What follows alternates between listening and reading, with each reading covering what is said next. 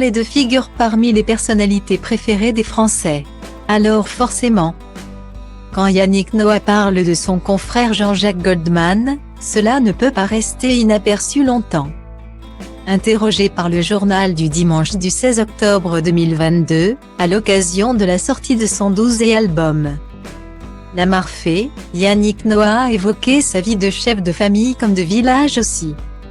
Sur ses terres camerounaises, les critiques qu'il a pu subir, mais aussi de l'ancien leader des Enfoirés.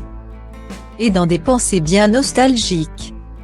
Il s'est ainsi souvenu de sa relation avec Robert Goldman et Jean-Jacques, son frère. Je me souviens encore de notre première rencontre, lors d'un concert pour les Enfoirés. Avec Robert et Jean-Jacques, on a vite sympathisé, au point de jouer au tennis ensemble. A-t-il ainsi fait savoir à nos confrères du JDD.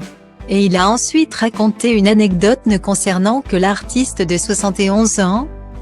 Aujourd'hui marié à Nathalie Turing-Lagier, mère de 3 de ses enfants, Maya, 2004, Kimi, 2005, et Rose, 2007. D'ailleurs, Jean-Jacques, avant de se lancer dans la musique, travaillait comme cordeur de raquettes, a confié Yannick Noah. Visiblement, il n'y a pas que la musique qui lie l'interprète du tube Les Lyonnes et Jean-Jacques Goldman, mais aussi leur amour pour le tennis, à en croire Yannick Noah. Celui qui s'est installé avec sa famille à Marseille, après avoir vécu des années à Londres, serait un bon joueur au style unique. C'est très marrant de le voir jouer.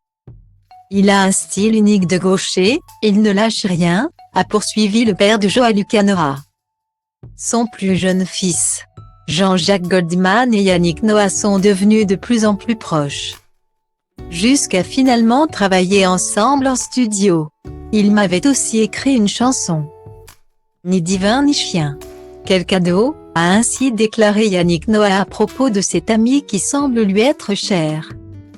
Père de 5 enfants et grand-père, l'artiste de 62 ans semble être libéré et serein. Même si certaines choses continuent de l'affecter, notamment de ne pas être assez présent à Roland-Garros. Lieu qu'il a pourtant marqué à jamais, avec sa gloire en 1983. Il y a 2 ans. J'étais à Roland avec mes enfants, dans le stade, il n'y avait rien de moi, si ce n'est une photo dans un couloir. Je me dis, quand je ne serai plus là, si mes gamins viennent à Roland, on va leur donner un ticket ou pas, a-t-il ainsi confié au JDD.